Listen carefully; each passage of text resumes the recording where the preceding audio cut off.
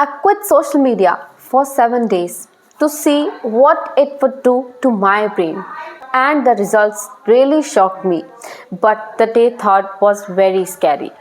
Day first की शुरुआत हुई जब मैंने ये डिसाइड किया कि अब मुझे सोशल मीडिया प्लेटफॉर्म्स को बिल्कुल भी यूज़ नहीं करना है।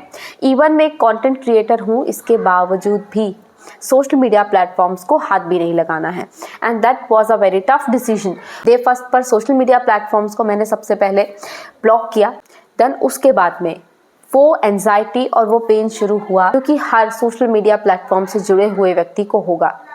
डे फर्स्ट इसी पेन के साथ ख़त्म हुआ और डे सेकंड की शुरुआत हुई जब मैं अपने सोशल मीडिया प्लेटफॉर्म को ऑन करने ही वाली थी, एंड आई रियलाइज दैट इन्हें यूज़ नहीं करना है। अब मुझे अपने टाइम को इस्तेमाल करना था, तो मैं जितना टाइम सोशल मीडिया पे थोड़ा बहुत स्क्रॉल करने में बिता रही थी, उस टाइम में मैंने अपनी कुकिंग प्रैक्टिस को कंटिन्यू किया, सो दैट मेरी लाइफ का ये प्रोडक्टिव स्केल और इम्प्रूव हो, जो लाइफ के लिए बहुत इंपॉर्टेंट हिस्सा होता है। जैसे हर इंसान को खाना बनाना आना चाहिए। और ऐसे डे सेकंड प्रोडक्टिविटी के साथ कंप्लीट हो गया। देन डे थर्ड की शुरुआत हुई और डे थर्ड सबसे स्कैरी था, क्योंकि इसने एक बहुत बड़ा ट्रांसफॉर्मेशन दिया। डे थर्ड में जैसे ही मैंने सुबह की शुरुआत की, देन आई रियलाइज दैट अब मुझे अपनी हैबिट को चेंज करना है। और देन मैंने उस डे का इस्तेमाल किया अपनी स्टडीज़ के लिए। जो मेरे पॉलिटिक्स के, इकोनॉमिक्स के टॉपिक्स काफ़ी समय से पेंडिंग थे, सोशियोलॉजी के पेंडिंग थे, मैंने उनको एक लिमिटेड टाइम फ्रेम में कंप्लीट कर लिया। Not only one single chapter but multiple chapters एक दिन में कंप्लीट हो गए, and that was a very shock situation.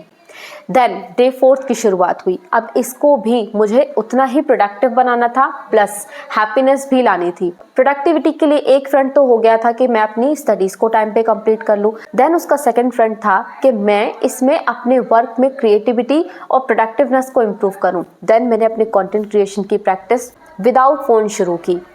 Only practice करनी है अपनी बुक के ही कंटेंट से, और इसने भी मुझे अपने कंटेंट क्रिएशन को इम्प्रूव करने में हेल्प किया। Then day fourth without social media complete हो गया। अब शुरुआत हुई डे फिफ्थ की, और डे फिफ्थ में मुझे सोशल मीडिया बिल्कुल यूज़ नहीं करना था। मुझे याद ऑफ कोर्स आ रही थी, एंड आई थॉट दैट एक बार नोटिफिकेशन चेक कर लूँ, हो सकता है कुछ हो सकता है इंस्टाग्राम पे कुछ आया हो सकता है यूट्यूब में कुछ हो, पर मैंने फिर भी हिम्मत करके उसे नहीं टच किया बिल्कुल भी।